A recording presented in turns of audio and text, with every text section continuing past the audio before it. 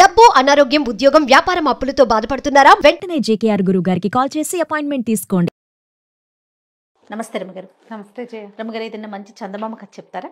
పూర్వం అట సింధు దేశంలో సుందరుడని ఒక కుర్రాడు ఉండేవాడు. వాడు ఏదో చిన్న పని చేసుకునేవాడు. అమ్మ నాన్న ఉన్నారు కానీ ఏదో చాలా సామాన్యమైన కుటుంబం.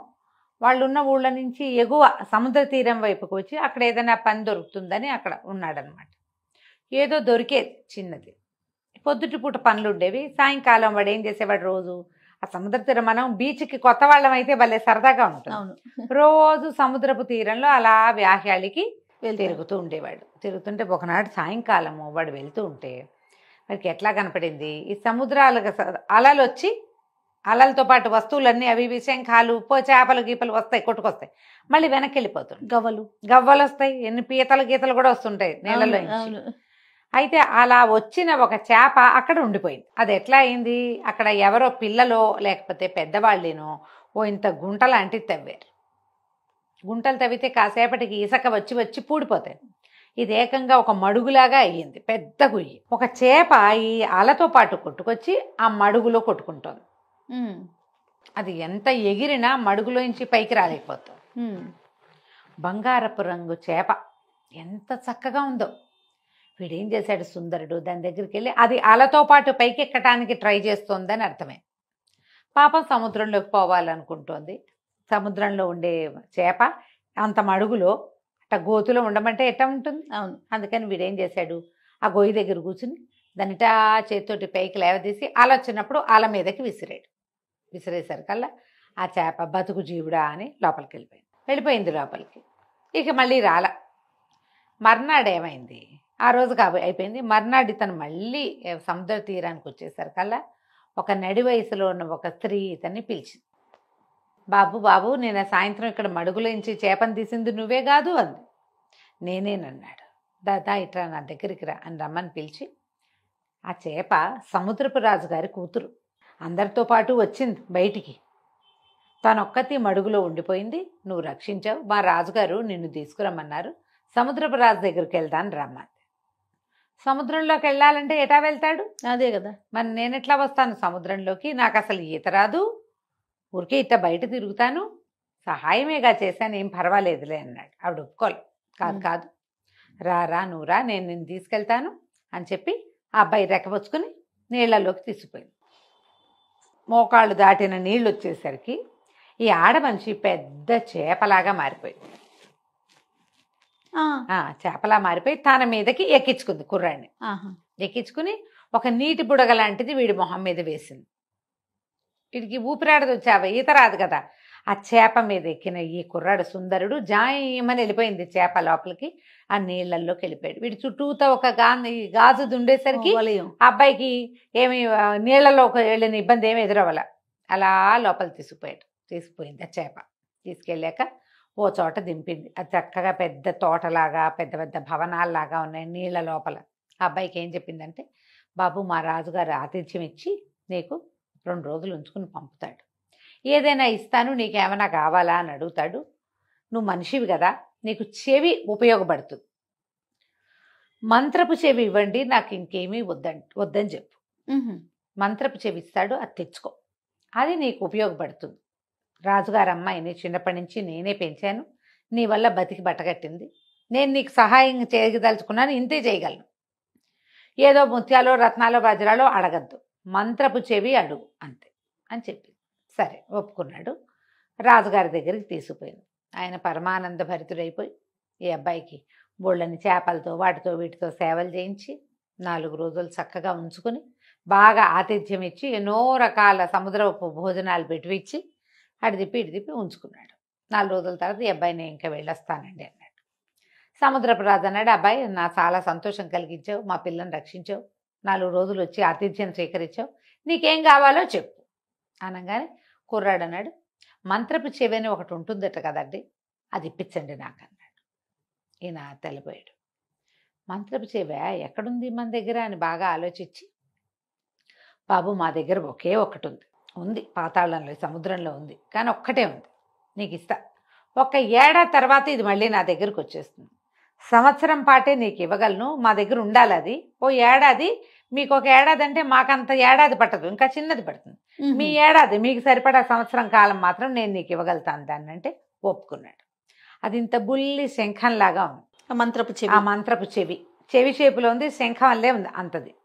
దాన్ని ఎత్తి ఇట్లా చెవిలో పెట్టుకుంటే అన్ని జీవుల సంభాషణలు అర్థమవుతాయి.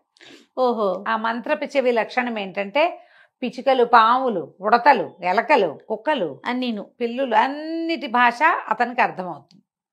కొత్త భాష అర్థమవుతుంది, జంతువుల భాష అర్థమవుతుంది. సంవత్సరం పాటు దీన్ని ఎంజాయ్ చేయి నువ్వు అని చెప్పి ఆ మంత్రపు చెవిని చేతులు పెట్టాడు. ఇంకా ఏవో తినుబండారాలు కాస్త మెళ్ళో వేసుకుని 2 ముత్యాల దండలు మెళ్ళో వేసి 2 ముత్యాల దండలు చేతులకేసి పంపించారు. మళ్ళీ ఈ మొదట వచ్చిందిగా ఆడచేప, ఆవిడే చేప రూపంలో వచ్చి ఈ కుర్రాన్ని తీసుకుపోయి జయమని బయటికి తీసుకెళ్ళి సముద్ర తీరంలో వదిలిపెట్టారు.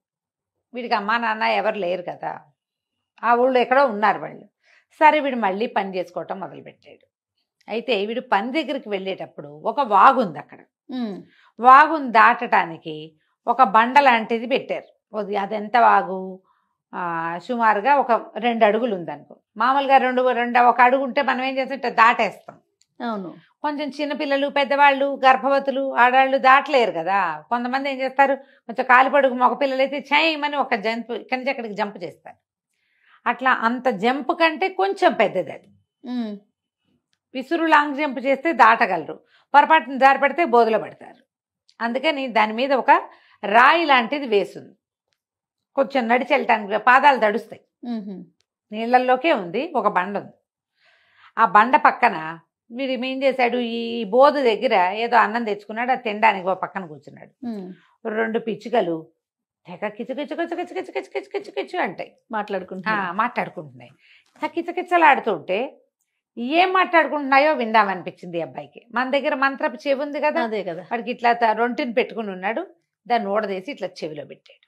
చెవిలో పెట్టుకుంటే ఆ పిచ్చుకలు ఏం మాట్లాడుతున్నాయి, ఆ బండ మీద పిచ్చి పెదవులు నడిచిపోతారు, బంగారపు బండ అని తెలియట్లేదే వీళ్ళు దుంపతేగా వీళ్ళకి. ఎన్నేళ్ళ నుంచో నడుస్తున్నారు దాని మీద నుంచి. అది బంగారపు పలక. ఆ బోధులో పడి ఉండి పైన అంతా పాచిపట్టి అది మట్టి దానిలాగా ఉంది, రాయల్లే కనపడుతుంది. ఆశ్చర్యపడిపోయి ఇది బంగారమా. ఆ చెవి తీసి జేబులో పెట్టుకున్నాడు.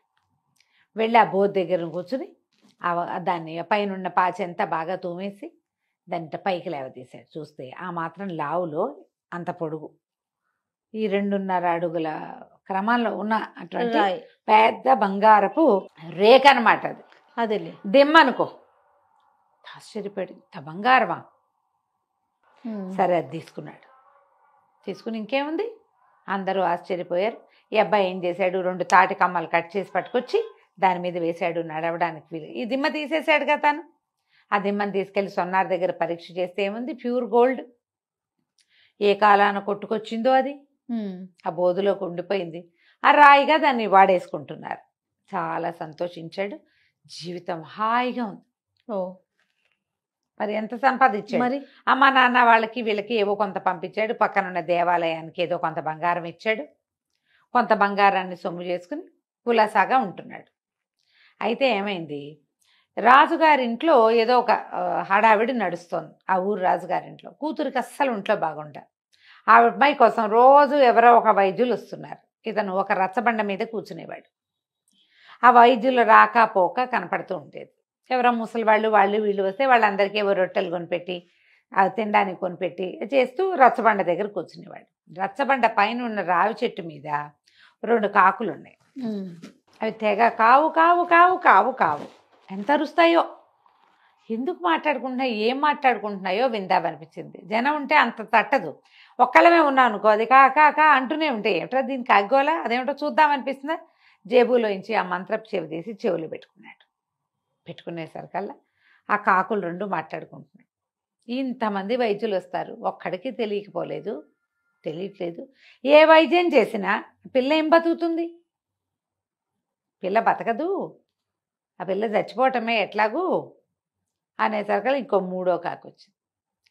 అసలు దానికి చేసిన జబ్బేమిట్రా అన్నా అసలు అని అడిగేసరికల్లా ఈ ముందు 2 కాకులు ఉన్నాయిగా, ఈ 2 కాకల్లో ఓ కాకి చెప్పింది, ఆ రాజుగారు నిరుడు ఇల్లంతా నేయిచ్చారు, బిల్డింగ్ అంతా గడ్డి పెట్టారు. అందులో ఆ గడ్డిలో ఒక పాము చిక్కుకుపోయింది. అది ఆ ఇంటి మీద ఉంది, ఆ ఇంటి పైకప్పు మీద. ఆ కప్పు మీద గడ్డి వేయబడిన పార్టు యువరాణి యొక్క గదిలోకి ఉంది. ఆ పాము ఆహారం లేక కృషించిపోయింది.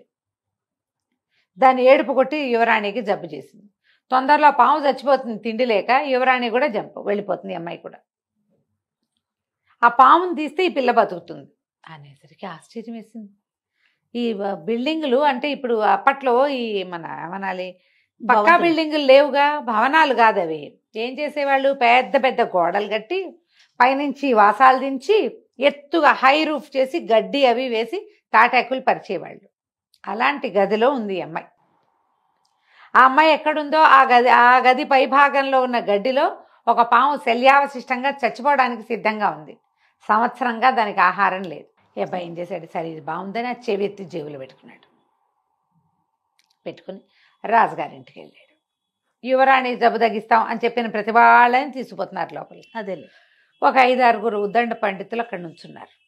వాళ్ళు అన్నారు, ఏంటి ఏం చేస్తావో నువ్వు, చిన్న కుర్రాడ లేవునో 25 ఏళ్ళు కూడా లేవు, నీకు ముక్కుపచ్చలారలేదు, ఏం వైద్యం చేస్తావంటే, మీరందరూ చేసిందే ఏదో చేస్తా, నేను ఏదో చేస్తా, వైద్యం చేయగలిగిన వాడిని నేనైనప్పుడు ఇతరులకు ఎలా తెలుస్తుంది, అది నాకే తెలుస్తుంది ఆ కిటుకు అనేసరికల్లా సరే రాజుగారి దగ్గర తీసుకుపోయారు. రాజు ఏంటంటే ఏ పుట్టలో ఏ పాము ఉందో ఎవరో ఒకళ్ళు వచ్చిన ప్రతి వాళ్ళకి పిల్లని చూపిస్తుంది. మరి ఆశ కదా. పిల్ల ఒక 16-18 ఏళ్ల పిల్ల, సన్నగా పొడుగ్గా తెల్లగా ఉంది, పాలిపోయి పీల్చుకుపోయినట్టు ఉంది. ఇప్పుడు రూపసులైన నీరసము అనారోగ్యము వస్తే జబ్బుగా ఉండి మొహాలు ఏమందంగా ఉంటాయి, మళ్ళా కాస్త చెంపలు పూడి కొత్త నెత్తురు పడితే ఏమైనా మనుషులు బాగుంటారు. అయితే ఏమైంది, అబ్బాయి లోపలికి వెళ్ళాడు. ఆ అమ్మాయిని చూస్తే తను తెలిసింది పాలిపోయి బూడిద రంగులో చచ్చిపోవడానికి సిద్ధంగా ఉంది. ఆ అబ్బాయి ఆ గదంతా కలే తిరిగి రాజుగారికి ఏం చెప్పాడంటే, మీరు ఒకసారి రండి, ఈ పైన పైకప్పులో ఆ గడ్డిలో ఒక పాము ఉంది, కప్పు విప్పించండి, ఆ పాము బతికితే మీ అమ్మాయి బతుకుతుంది. ఓకే అనగానే ఆశ్చర్యపోయారు అందరు. ఇదేం వైద్యం, ఓ మందో మాకో కాదు, సరే చూద్దాం అనుకున్నారు. పని వాళ్ళంతా సేవకులు పోట్లాడారు. అట్లా ఏం ఉండదు, మామూలుగా మేము గడ్డంతా కలేస్తాం, కలయకుండా పైకి వెయ్యం అసలు అంటే, కాదు ఇందులో పాము ఉందంటాడు ఆ అబ్బాయి.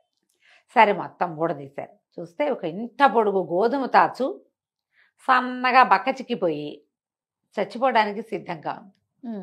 అమ్మ బాబాయ్ ఇంకేముందని ఆ పామును కిందకి దించి, పైనుంచి కింద పడితే చితికిపోతుంది అది, దాన్ని అలాగ గడ్డి చుట్టలతోటి కిందకి దించారు. ఓ పెద్ద గిన్నెతో పాలు పోసి పెట్టారు, ఓ గిన్నెతో నీళ్లు పోసి పెద్ద పెద్ద పాత్రతోటి నీళ్లు పెట్టారు. ఆ పాము మెల్లిగా పాలు కాసింది తాగి, పాము పాలు తాగుతున్నాను అడగండి, ఇది కథ. పోయి ఆ నీళ్ళల్లోకి పాల దగ్గరికి నీళ్ళల్లోకి పాల దగ్గరికి 5-6 సార్లు తిరిగింది. తిరిగేసరికి దానికి కొంచెం ఓపిక వచ్చింది. అట్లా నీటిలో తిరుగుతాయట సర్పాలు. మెల్లిగా దాన్ని వదిలేశారు. ఎప్పుడైతే ఈ పాము అటు ఇటు తిరుగుతుందో, ఈ మంచం మీద పడుకున్న రాకుమార్తె అప్పటిదాకా అసలు దిగటం అన్నది లేదు, మంచం దిగటల్లా మెల్లిగా దిగి 4 అడుగులు వేయటం మొదలుపెట్టింది. పాము ఇలా బయటికి వెళ్ళింది, పిల్ల బయటకు వచ్చింది. బయటకు వచ్చింది, నాన్న అని నీరసంగా బయటకు వచ్చింది. వచ్చేసరికి అందరూ ఆశ్చర్యపోయారు. ఈ లోపల గబగబా వైద్యులు వచ్చేసి ఈ పిల్ల కొంచెం ఆ నీరసం తగ్గటానికి అవి ఇవి 2-3 లేహ్యాలు ఇచ్చి ఆహారం అదన్నీ చక్కగా సప్లై చేయించి ఒక 15 రోజుల్లో యువరాణిని లేవదీశారు. కోలుకుంది. ఆ అబ్బాయిని వీళ్ళ దగ్గరే ఉంచుకున్నారు. ఎవరో నువ్వు ఏం చేస్తావునైనా, నీ సంగతి ఏమిటి, సందర్భం ఏంటి కనుక్కున్నారు. కనుక్కుంటే ఇతను మెల్లిగా చెప్పాడు, నేను చేసిన సహాయం వల్ల నాకు ఒక అవకాశం లభించింది, ఆ అవకాశాన్ని ఇప్పుడు ఇక్కడ వాడే అమ్మాయికి. సరే ఆయన సంతోషించాడు. ఒక 4 నెలలు గడిచాక రాకుమార్తె పూర్తిగా నార్మల్ అయిపోయింది. రాజుగారు అన్నాడు, మా పిల్లని బతికించావు, పిల్లని పిచ్చి పెళ్లి చేస్తా, హాయిగా ఇక్కడే ఉండు, మా దగ్గరే ఉండు, యువరాజు ఉన్నాడు, అతను రాజు అవుతాడు, నువ్వు రాజుగారి బావమరిది అవుతావు, బావ అవుతావు, హాయిగా ఉండొచ్చు కదా, ఏదైనా వ్యాపారం పెట్టిస్తాం పెద్ద రకంది, వ్యాపారాన్ని జరుపుకుంది. కానీ రాజుగారి అల్లుడు వ్యాపారం బాగా నడుస్తుంది కదా. సరే దాంతో అమ్మాయిని పెళ్లి చేసేసుకున్నాడు.